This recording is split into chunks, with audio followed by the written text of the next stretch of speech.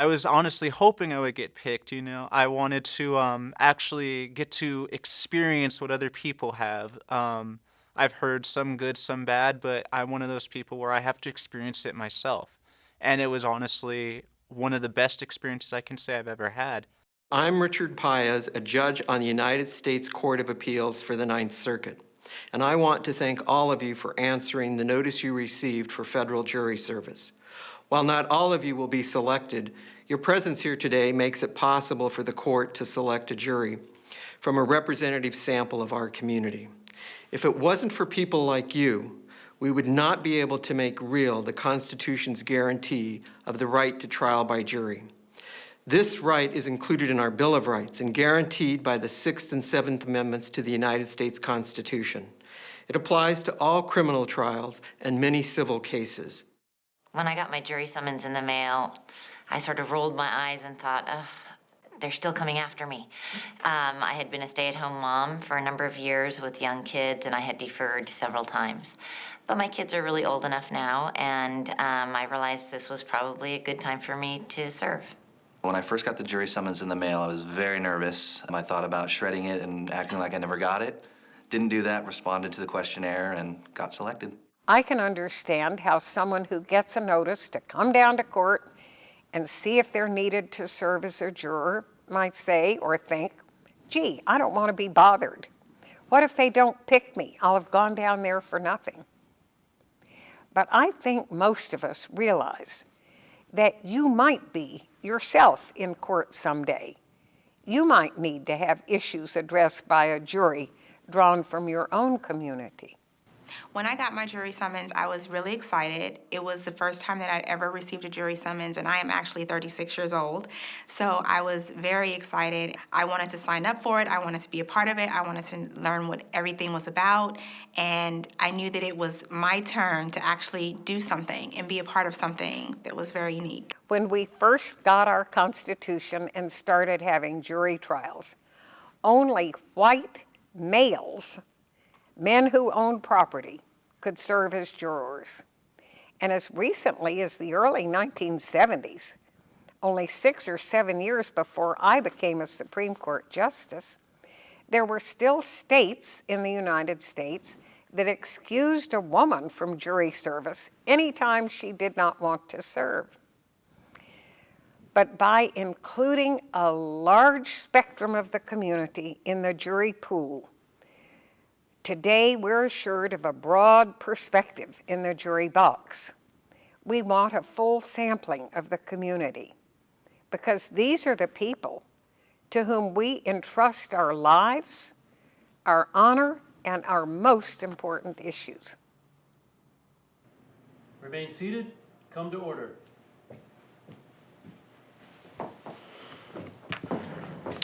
Good morning, ladies and gentlemen.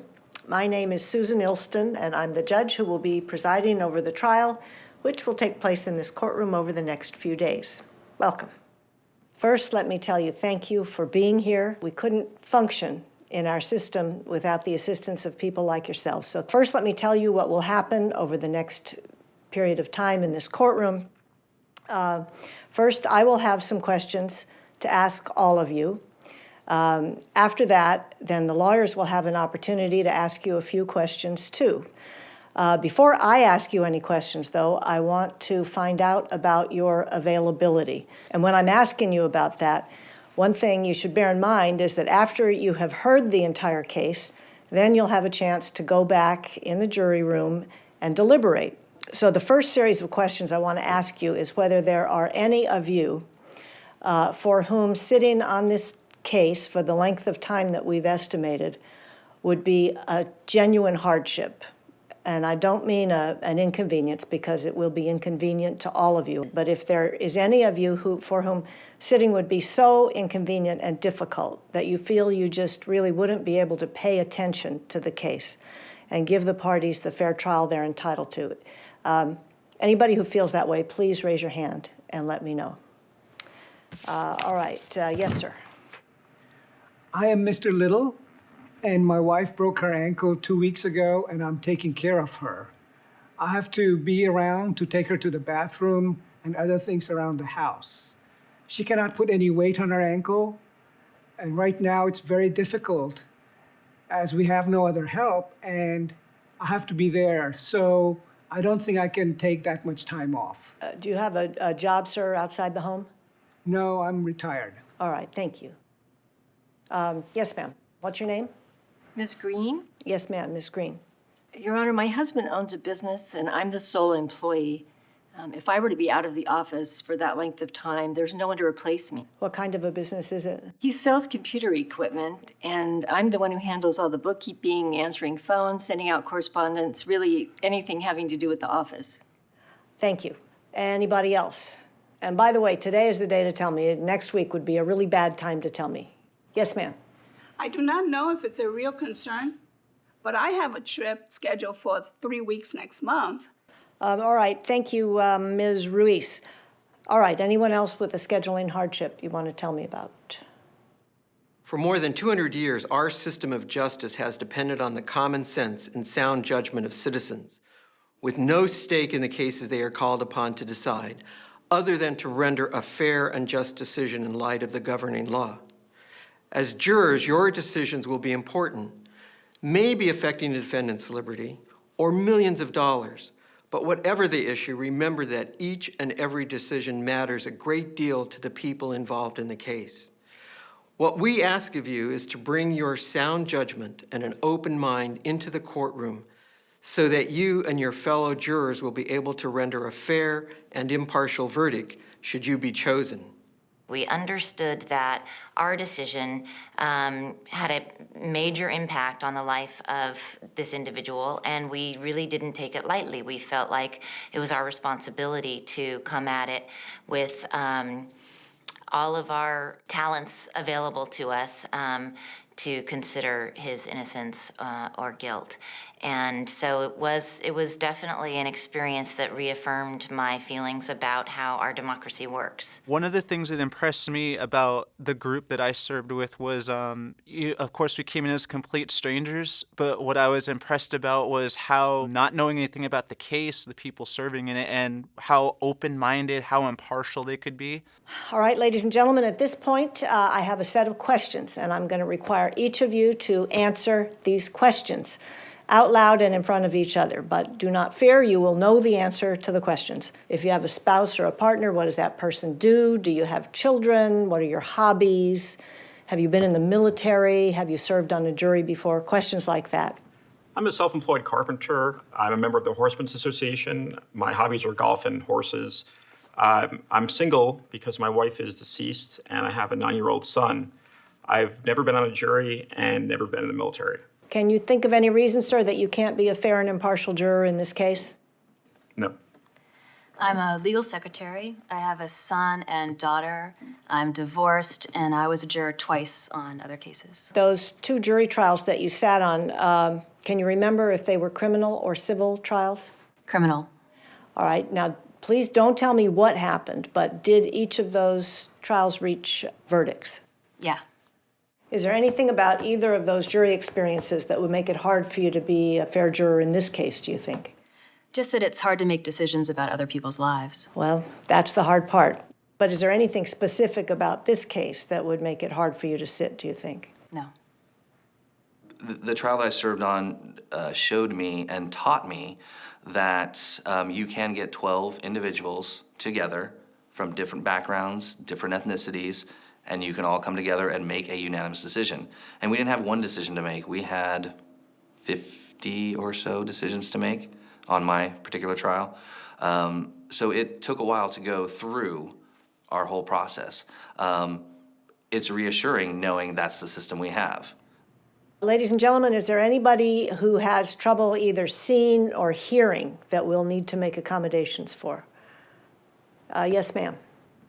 Well, I wear a hearing aid, but so far I've been able to hear everything that's been said. All right, well, that's great. And what you need to do is just make sure you tell us if there's anything that you can't hear, and we'll repeat it or say it more loudly so that you do. Okay, I will. And ladies and gentlemen, as I told you before, it's really important that juries decide the case just based on the evidence that's received in the trial. That means that you can't read newspapers about the case, you can't watch television, you can't listen to the radio, or do any research of that sort about the case. That also means that you can't talk to people about the case, which also means you can't talk to your family. When you go home, your family will be curious to know what you're doing. You may tell them you're on a jury. Beyond that, however, you may not discuss the case with them, and you may not let them discuss the case with you. Is there anybody who could not follow the court's rule that you may not discuss this case with anyone else until the case is over? Yes, sir. I'm used to discussing my day with my wife, and I don't know how easy it will be to not discuss the case. Well, it may not be easy. In fact, it's going to be difficult for everyone to impose this sort of cone of silence on yourself during the time that the trial's in session. But if the court orders you not to talk with your wife or anyone else about the case until it's over, do you think if you're selected for this jury, you could follow the court's order in that respect? I can do my best. And do you understand, sir, that if you break your promise in that regard, then these other people here won't be able to do their job and the jury won't be able to do its work? When I got home, the first thing I said when I went in the door was with my wife and my daughter, do not ask, don't look up, don't say nothing to me, because if you do, you jeopardize me going to jail. My daughters, they wanted to know, they were like, they're teenagers, they're 17 and 18, and they were like, Mom, what is the case about? Well, I'm sorry, girls, I can't talk about it. They're like, aw, come on, Mom. I said, nope, no can do. I followed the judge's directions, and I found it easier as the days went by to actually not say anything, especially until after the case was over. All right, ladies and gentlemen, not only do you have to promise me that you won't discuss this matter at home with your family, you also can't communicate about the case in any way with anyone on any sort of device. This means that you can't go on the internet, you can't go on chat rooms, you can't go on bulletin boards. It means you can't go on Facebook, you can't go on Google, you can't communicate with any of these wonderful social networking methods that we have these days, or even any that they should invent between now and the end of the trial. You simply may not communicate either to or from anybody about the case until it is over. Is there anyone who can't promise the court that you will avoid doing that during the course of this trial? Not being able to actually use the media to find out what was going on would have been extremely hard, because of course when you don't know something or when you hear about it, you say, what's that really about? And you Google it. Or you YouTube it. And everything is at your fingertips. So it would have been extremely hard for me, but I was willing to do it. I was gonna bite the bullet and do it. After sitting and listening to the instructions not to listen or read any media information, I feel like that was a great idea because everybody is on the same page. No juror has something in their mind because they heard something else. We all start at the same page, so we all end in a conclusion on the same page. In addition, until the case is submitted to you at the end of the case for deliberations, it's important that you not talk to each other about the case. You'll have opportunities to be all together in the jury room, but it's important that you not discuss the case until it's over. The reason for this is sometimes as we talk about things, we begin to make up our minds about the things that we discuss, and you are not to make up your minds until you have heard all the evidence in the case. So it's important that you not discuss the matter with your fellow jurors until the case is submitted to you for deliberation. At this point, ladies and gentlemen, the attorneys have a chance to ask you a few questions, and you must answer their questions as truthfully as you have answered my questions.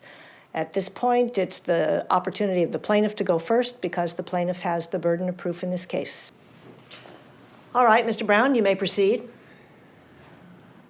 As the judge said, we appreciate you being here, and I just have a few questions. First of all, if anyone in the jury box has ever been a party to a lawsuit, could you raise your hand? Let's see, Mr. Stone, what happened?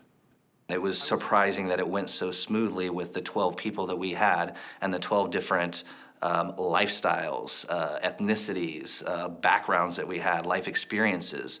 So everybody really got a chance to give their 2 cents and voice their opinion. I ended up being picked as the foreperson. Never been on a trial, never been picked, and then I ended up being the foreperson. Everybody's like, oh, you can do it, you're the talkative one. And I was pumped for it because I wanted to get everybody's opinion and get people stoked to be involved in it, because I think it's an important thing. Should you be chosen to serve on a jury, I am confident you will find it to be a challenging, stimulating, and most of all, worthwhile experience. Many jurors feel a sense of pride at having fulfilled this vitally important civic duty. Once again, thank you for being here and for giving us your attention. I wanted to serve, and I was very excited because I felt it was an honor to be picked and to be able to help my country.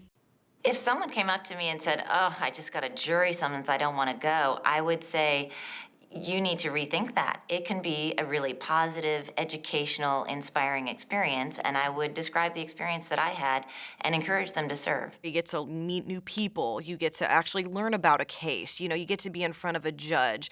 It's a new experience, and I think learning the new experience and, maybe even becoming the foreperson as even somebody, my age, it was just an amazing experience, and I would tell people not to shy away from it.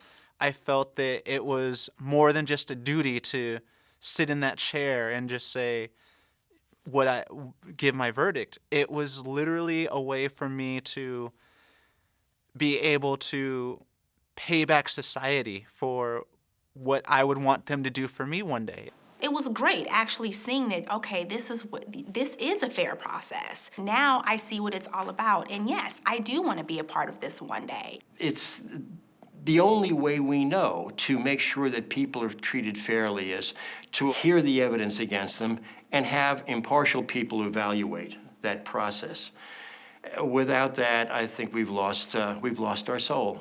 I feel, other than serving in the service, this was the best thing that could happen to me. If a friend of mine came to me and told me, and this actually happened during our trial, that they had gotten a jury summons as well, I told them, go and see what it's all about. It's worth checking out. It's inconvenient, but it's our duty. It's what our country is built on. And again, if I were in that position, I would want a jury of my peers deciding my fate. Not just one person, but a jury of my peers. Our jury trial system makes our American citizens more of stakeholders in what happens in our country, more so than in other countries. It's one of the reasons I think we should really treasure our trial jury system.